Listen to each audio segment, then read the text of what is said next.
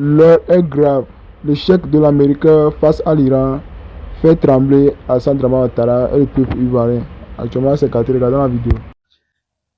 Alors, je vous fais une petite démonstration simple avant qu'on entre dans le sujet. Voilà un pays qui a développé sa puissance militaire depuis des années. Un pays qui est venu même au secours de l'Europe pendant la Deuxième Guerre mondiale. Un pays qui a largué 2 bombes nucléaires, 2 bombes atomiques à Nagasaki et à Hiroshima au Japon. Un pays qui dit qu'il est la première puissance militaire au monde et la première puissance économique au monde. Un pays qui dit qu'il a les meilleures infrastructures socio-économiques, socio-culturelles. Oui, les États-Unis dans le monde constituent un pays d'opportunités. Vous pouvez partir des zéros et devenir milliardaire. C'est un pays de consommation. Tout ça, c'est absolument vrai. C'est un pays phénoménalement, à un moment donné, bon. Mais soyons honnêtes, ils ne sont plus ce qu'ils prétendent être. Ils vivent dans un fantasme des années 70, 80, 90, 2000. Un pays qui, depuis plus de 40 ans, est sous sanctions américaines, mais qui arrive à tenir. Ce n'est plus seulement face aux États-Unis, mais c'est face aussi à un pays qui est considéré comme une puissance militaire, non seulement dans le Moyen-Orient, mais dans le monde, Israël. Comment vous pouvez réfléchir comme moi et dire que les Américains sont en train de faire? C'est une honte. C'est comme Mike Tyson, le champion du monde qui vient dans ton quartier et puis il regarde l'homme le plus faible, celui qui n'a pas mangé depuis 3 jours ou celui qui n'a pas mangé depuis une semaine. Mike Tyson arrive dans ton quartier et puis il sort ses muscles contre cette personne et puis Mike Tyson, première ronde, deuxième, troisième, quatrième, cinquième, Mike est là et puis c'est Mike Tyson qui commence à s'essouffler. Vous allez vous poser la question, est-ce que tu es vraiment le Mike Tyson qu'on connaît? C'est la question que vous allez poser. Donc, posez-vous cette question simple. Un pays qui est sous sanction, un pays qui a été coupé du circuit économique mondial, un pays qui a été isolé, un pays qui est chaque fois bombardé, attaqué. Aujourd'hui, ce pays est en train de faire quelque chose qui sera enseigné dans les plus grandes écoles militaires du monde. Détestez-moi, I really don't care. Je le dis toujours. Haïssez-moi, détestez-moi, je m'en fous éperdument. Ce que Dieu met là, moi je dis. Rejeter, c'est votre sort. Accepter, c'est votre sort. Je ne cherche jamais à convaincre quelqu'un, mais j'avance des idées et chacun a y réfléchi. Mais pendant mon direct, je ne suis pas là pour répondre aux questions. C'est tout. Aujourd'hui, l'Iran est attaqué. Le premier narratif, ils sont sur le point d'obtenir la bombe nucléaire en 2 semaines, 3 semaines maximum. Depuis plus de 20 ans, c'est ce que Israël dit.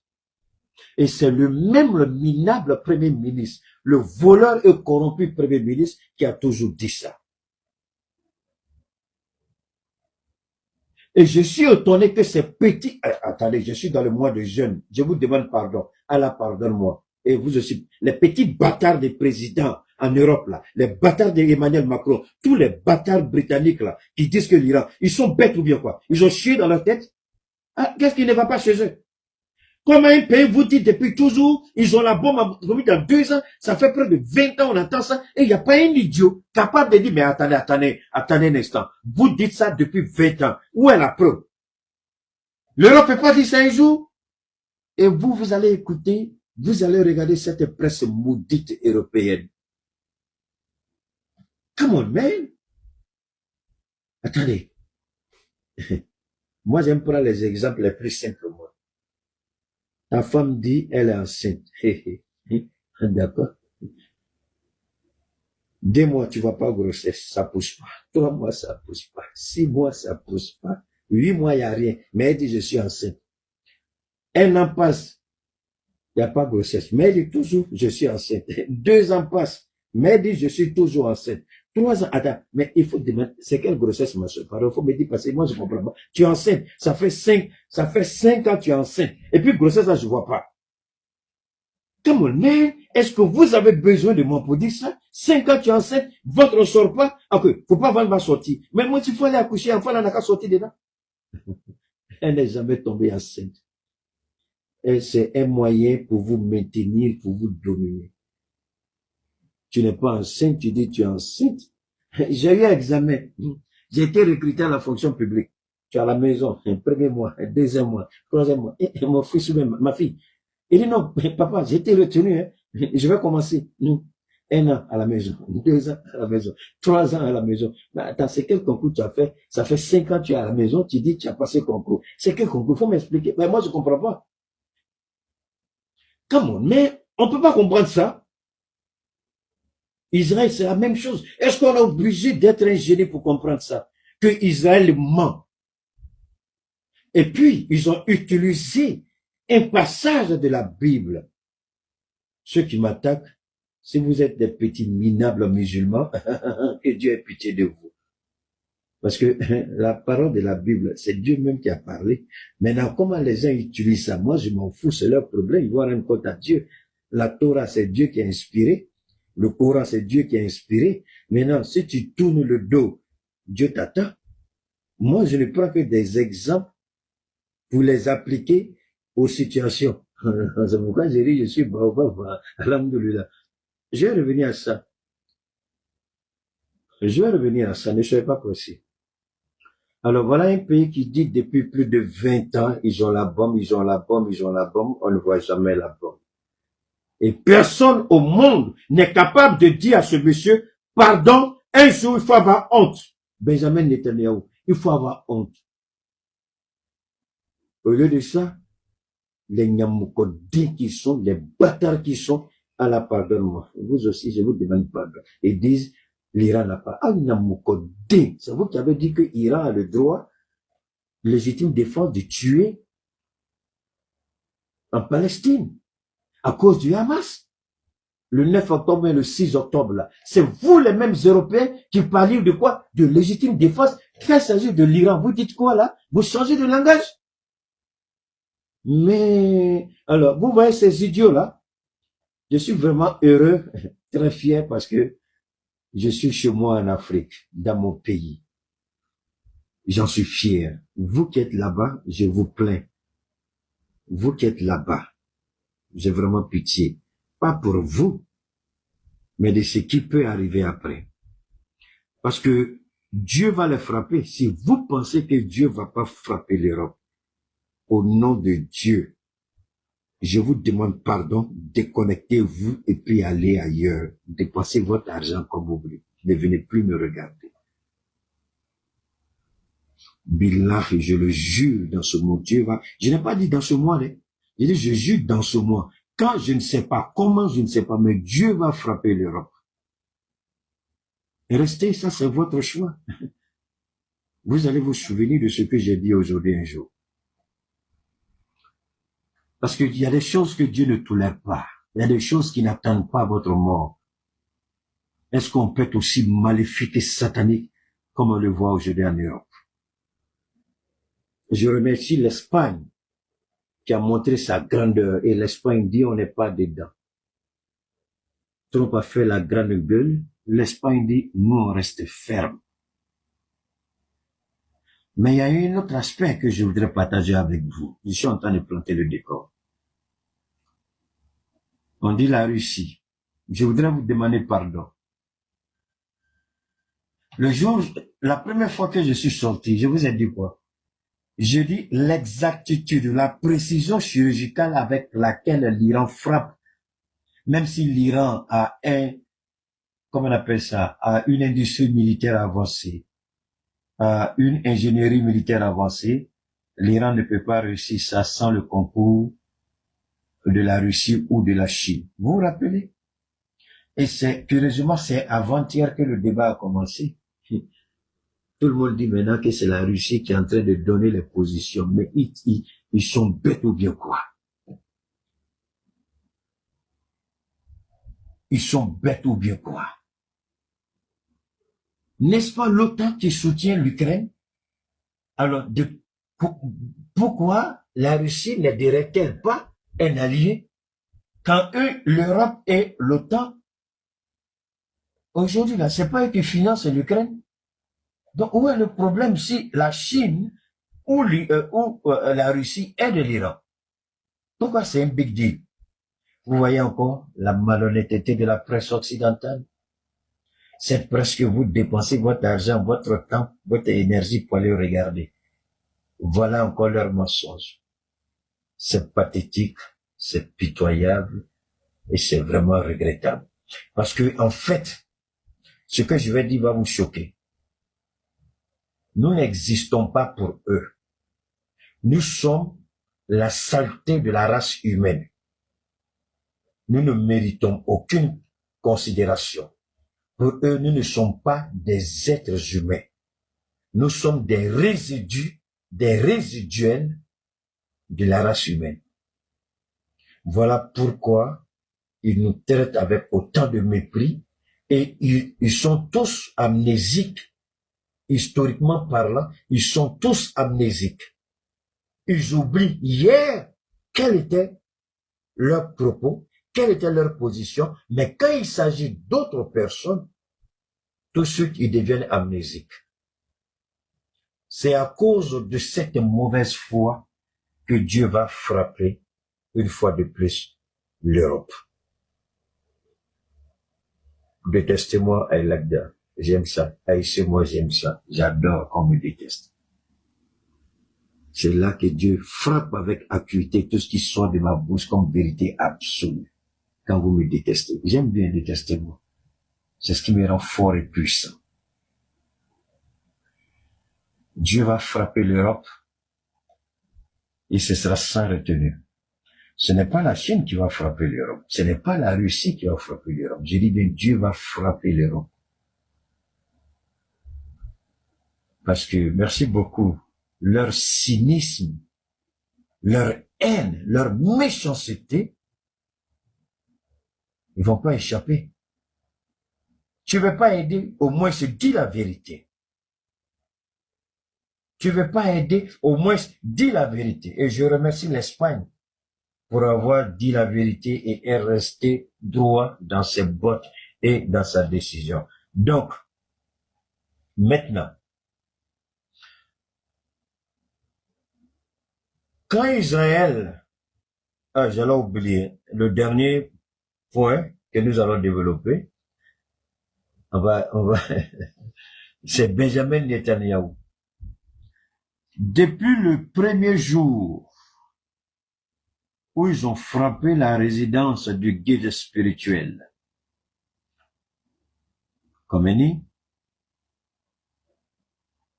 personne au monde ne sait où se trouve Benjamin Netanyahu. C'est tout de suite à la dernière minute que j'ai appris, et là des sources sûres, qu'il est en l'air, il a 90% de son temps, il est en air. Vous savez, l'avion du président israélien, c'est un peu la copie conforme de Air Force One du président américain. Donc, il y a des avions de ravitaillement en kérosène, l'avion est en air. Donc, depuis qu'il a lancé cette attaque, il n'est plus sur le territoire israélien. Benjamin Netanyahu. Il est dans les airs, dans l'avion. Et, avec les transpondeurs qui sont éteints, mais l'Iran et la Russie et la Chine, ils sont en train de travailler durement pour traquer son avion. Dès que son avion sera positionné, il va envoyer des missiles pour lui dire bonjour. Il y en a qui disent qu'il est en Allemagne, mais c'est faux, il est dans les airs. Je crois que je pourrais vous faire écouter ça aussi. Benjamin Netanyahu est caché. Alors la question.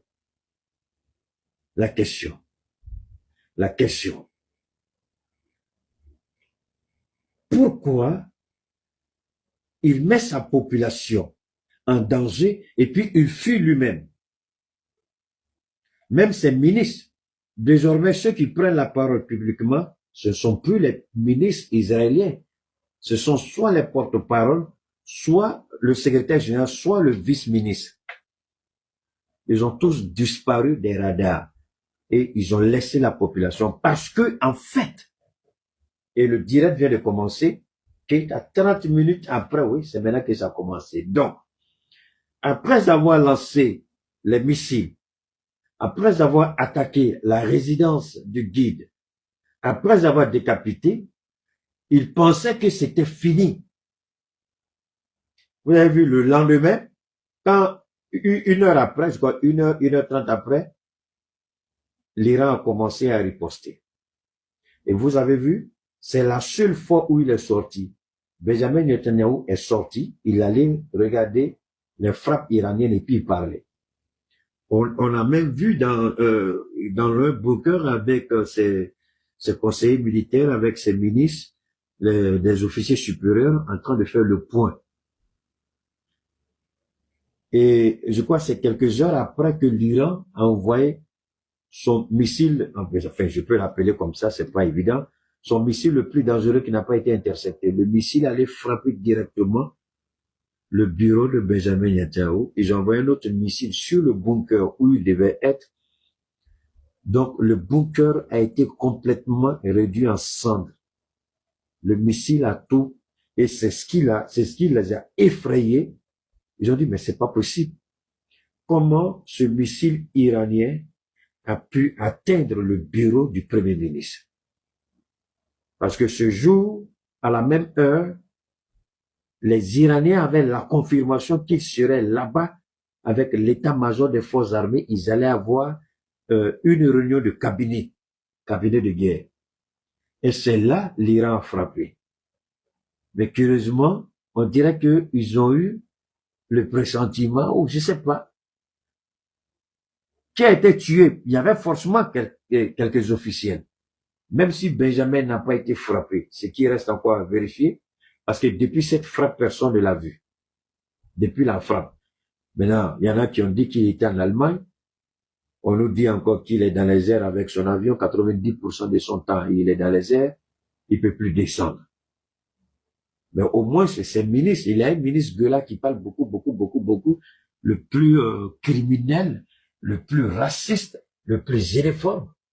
Je crois que c'est le ministre de la Défense. Tout ça, on ne les voit plus.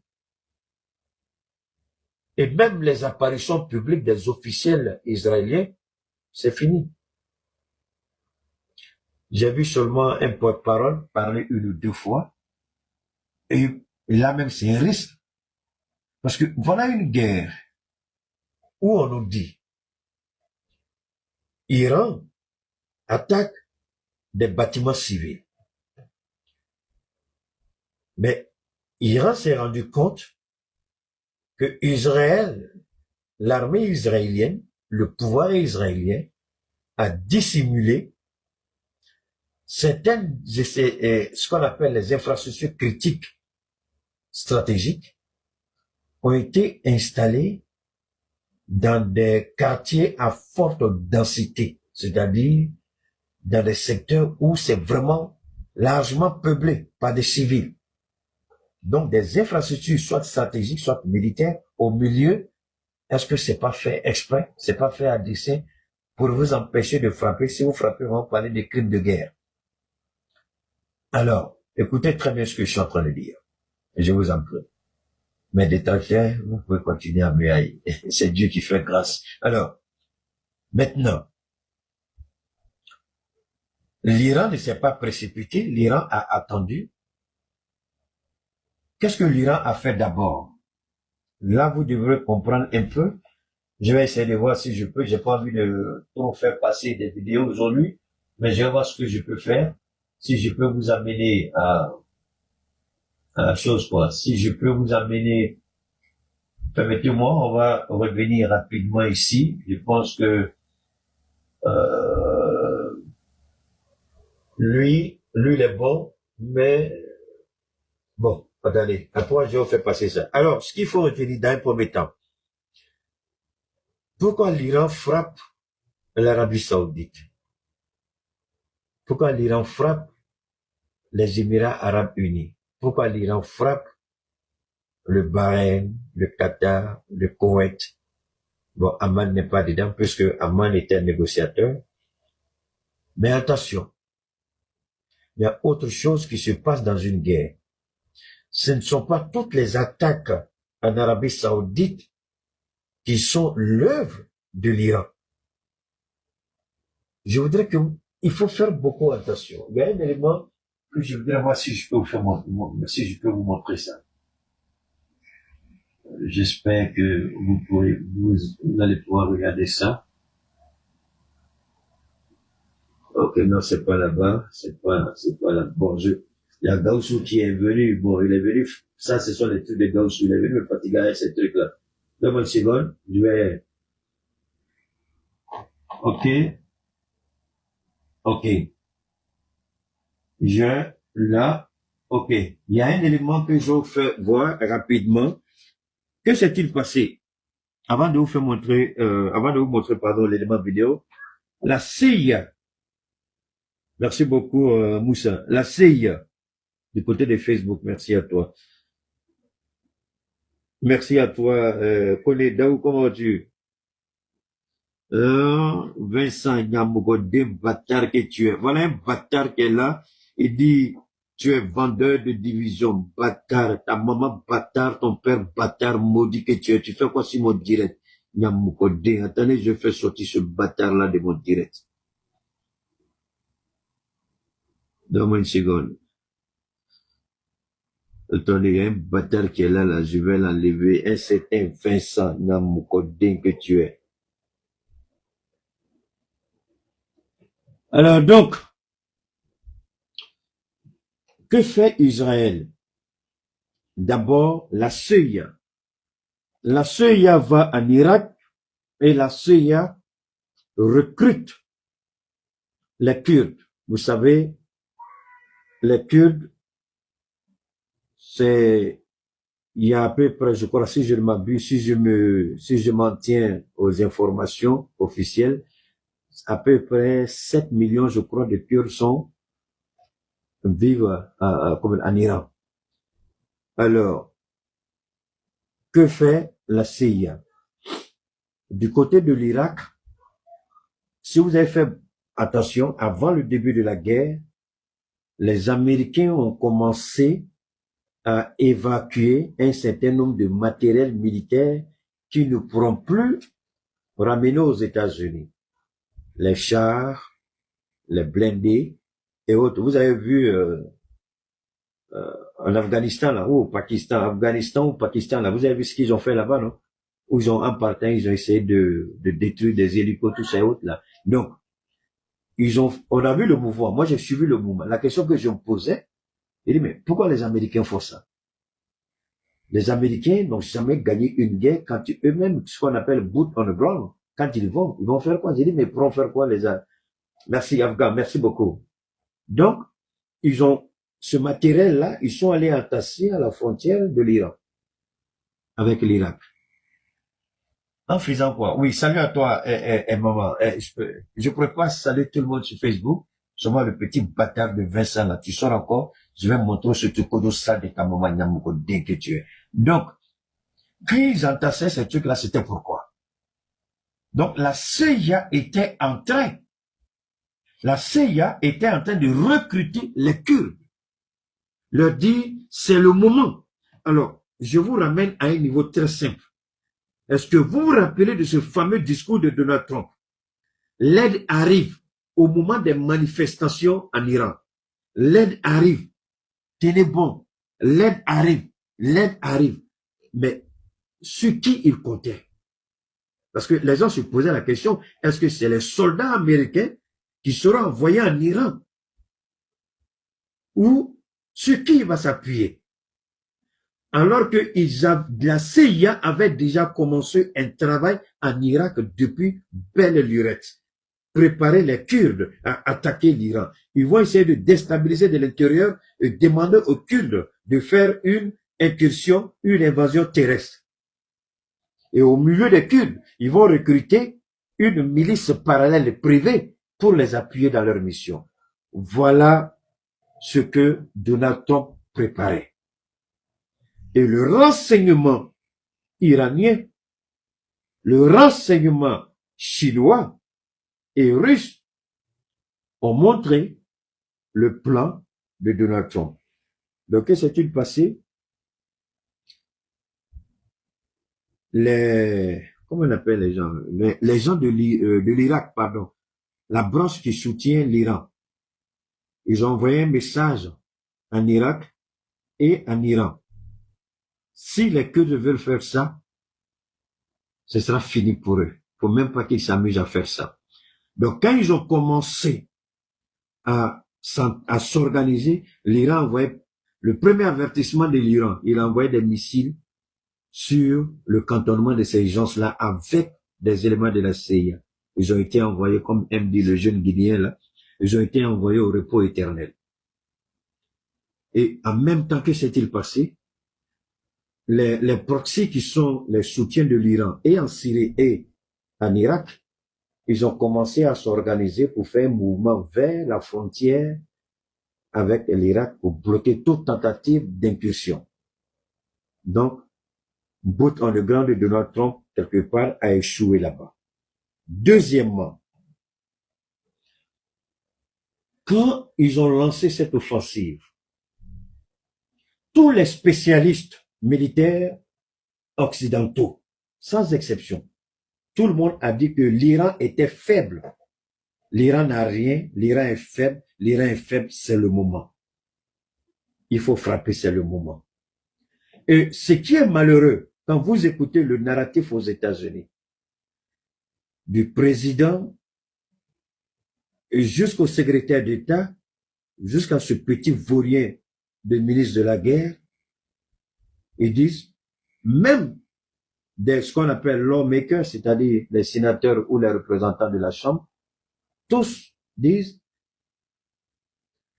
ils nous ont attaqués. Et tous disent qu'ils nous ont attaqués. Ils nous ont attaqués. Mais, et c'est là maintenant que les gens disent, mais soyez honnêtes, qui vous a attaqué? Vous avez été les premiers à larguer des bombes. En quoi est-ce qu'ils vous ont attaqué? Comment ils vous ont attaqué? Trump est venu devant le monde entier pour dire, on vient de frapper, on a tué et Khomeini, et vous dites qu'ils nous ont attaqués, ils nous ont attaqués. Mais sur quelle base ils vous ont attaqué? C'est ce qu'ils disent eux tous. Donc, mais pendant ce temps, en décapitant selon eux le gouvernement iranien, ils allaient arriver à la conclusion selon laquelle l'Iran va négocier avec eux. Et aujourd'hui, Donald Trump est la risée des États-Unis. Il ment tous les jours. Ils m'ont contacté, ils veulent négocier avec moi. Les Américains, enfin je veux parler des vrais, les Américains se posent la question, est-ce qu'ils s'entendent parler? Qui t'a contacté? Qui t'a contacté? Maintenant les Iraniens disent, tu es idiot, il faut donner le nom de celui qui t'a contacté. Il ne peut pas. Et puis je vais m'impliquer dans la décision du nouveau guide suprême.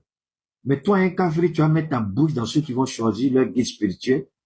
Mais alors, je vais vous aider un peu à comprendre quelque chose qui échappe à beaucoup de personnes parmi nous.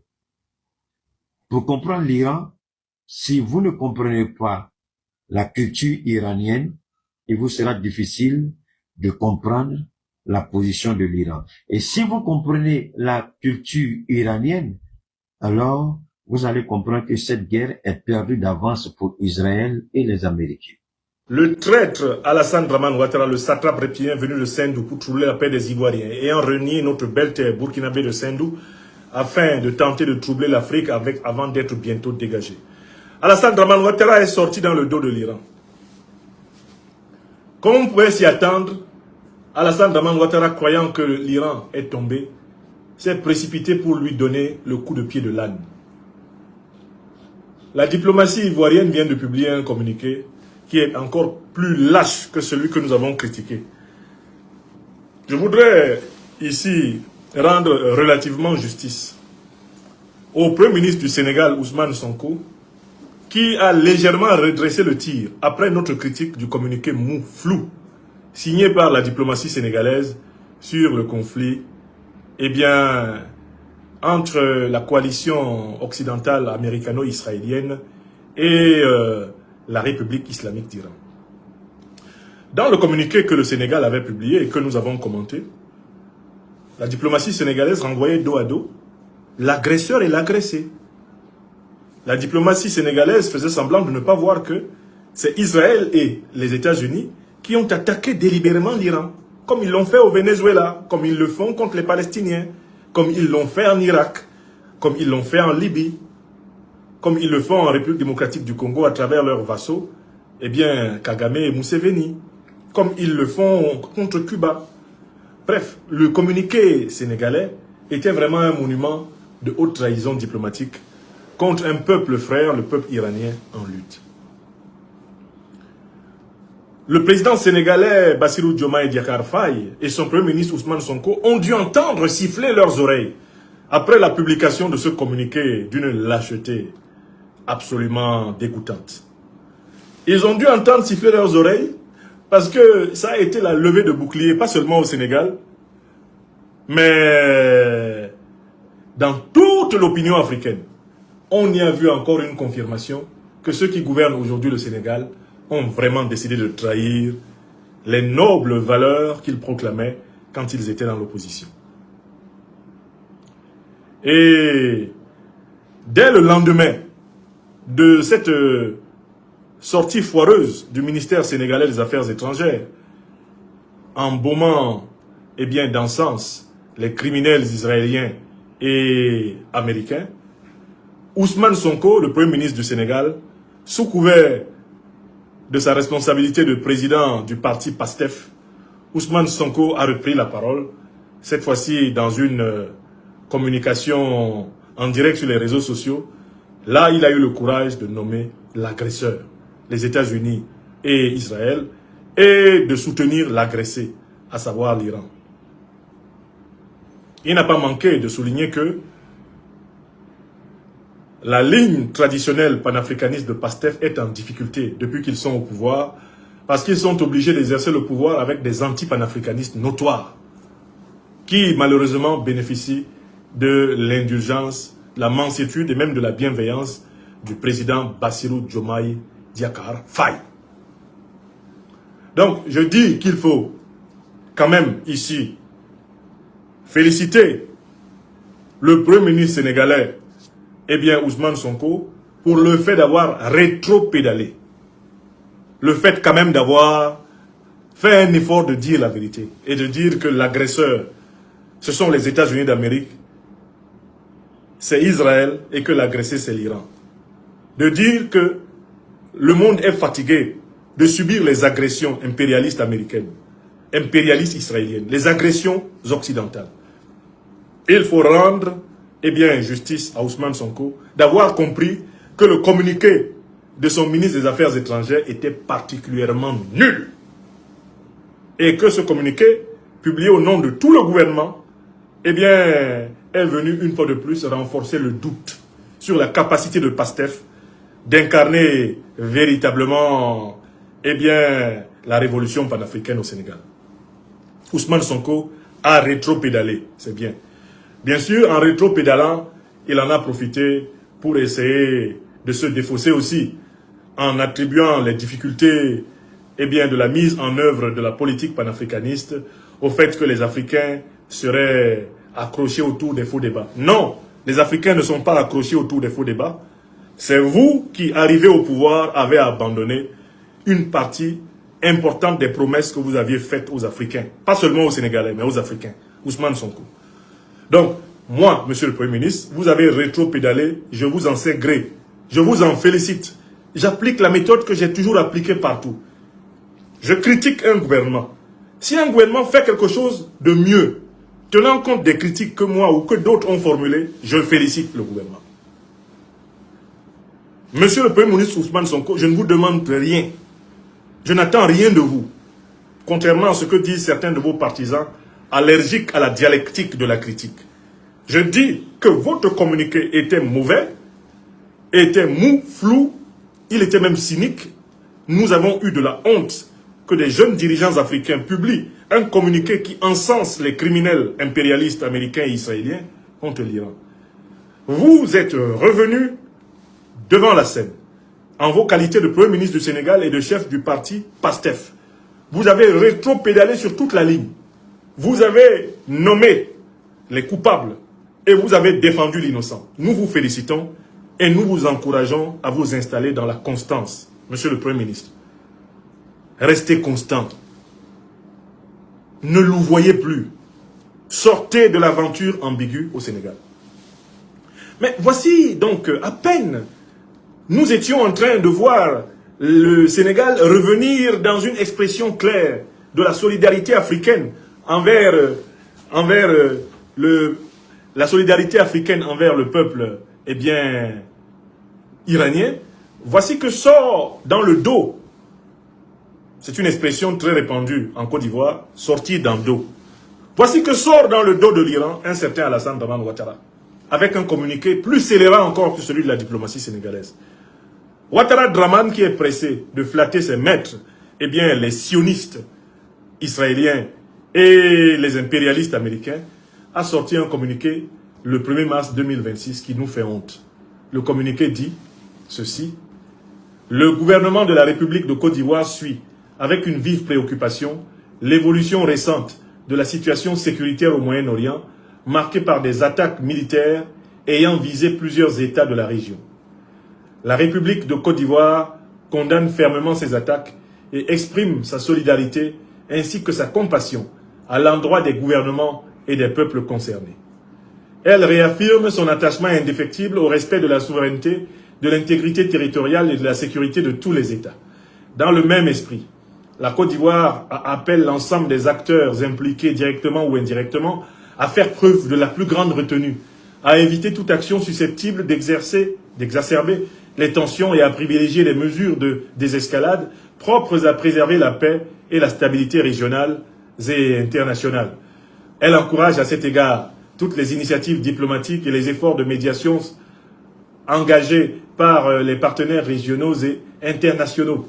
La République de Côte d'Ivoire réitère enfin son engagement constant en faveur de la paix, de la sécurité et de la coopération entre les nations dans l'intérêt des peuples de la région et de l'ensemble de la communauté internationale, fait à Abidjan le 1er mars 2026 par le ministère d'État, ministère des Affaires étrangères et de la coopération internationale de la République de Côte d'Ivoire.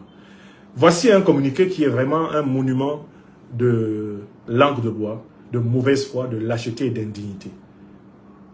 Premier paragraphe.